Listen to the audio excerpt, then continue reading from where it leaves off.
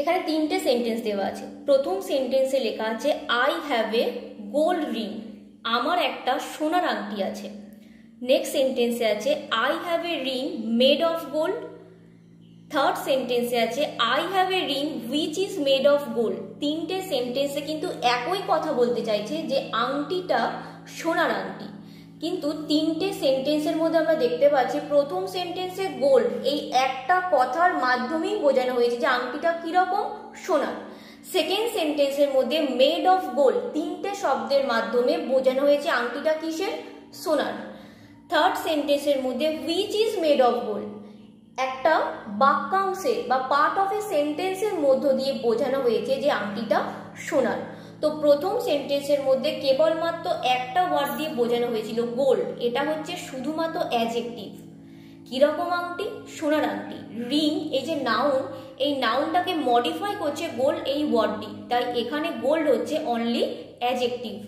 Next সেন্টেন্সে I have a ring made of gold, মিনিংটা একই কিন্তু তিনটে শব্দের মধ্য দিয়ে এটা বোঝানো হয়েছে, তাই এটা একটা ফ্রেজ বা শব্দগুচ্ছ, এবং যেহেতু এটা রিংটাকেই মডিফাই করছে তাই আমরা এটাকে বলবো অ্যাডজেক্টিভ ফ্রেজ। থার্ড সেন্টেন্সের মধ্যে আমরা দেখতে পাচ্ছি I have a ring which is made of gold. এখানে গোল্ড রিং এই কথাটা বোঝানোর জন্য, আংটিটা সোনার এটা বোঝানোর জন্য একটা পার্ট অফ এ সেন্টেন্স বা বাক্যাংশ ব্যবহার করা হয়েছে, এটাকে আমরা বলবো ক্লজ। এখানে এই দুটো সেন্টেন্সের মধ্যে যে ডিফারেন্সটা, এখানে শুধু ছিল made of gold, which is made of gold. Made of gold কথাটি কিন্তু দুটো সেন্টেন্সের মধ্যে কমন, কিন্তু থার্ড সেন্টেন্সের মধ্যে হুইচ আর ইজ এই দুটো শব্দ আমরা এখানে বেশি দেখতে পাচ্ছি। হুইচটা রিংটাকে বোঝাচ্ছে, যেটাকে আমরা বলতে পারি সাবজেক্ট, আর ইজ হচ্ছে একটা ভার্ব।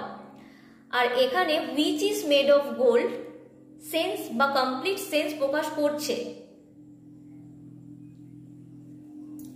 আর এখানে which is made of gold এটা একটা ক্লজ, আর সেকেন্ড সেন্টেন্সে এটা একটা ফ্রেজ। থার্ড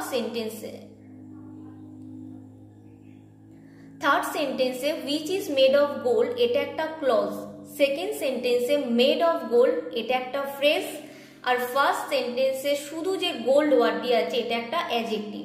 তাহলে প্রথম সেন্টেন্সে গোল্ড এটা একটা অ্যাডজেক্টিভ, সেকেন্ড সেন্টেন্সে মেড অফ গোল্ড এটা একটা অ্যাডজেক্টিভ ফ্রেজ, থার্ড সেন্টেন্সে which is made of gold এটা একটা ক্লজ। ক্লজের কিন্তু সাবজেক্ট থাকবে এবং ফাইনাইট ভার্ব থাকবে, যেটা ফ্রেজের মধ্যে থাকে না। ফ্রেজের কোনো নির্দিষ্ট সাবজেক্ট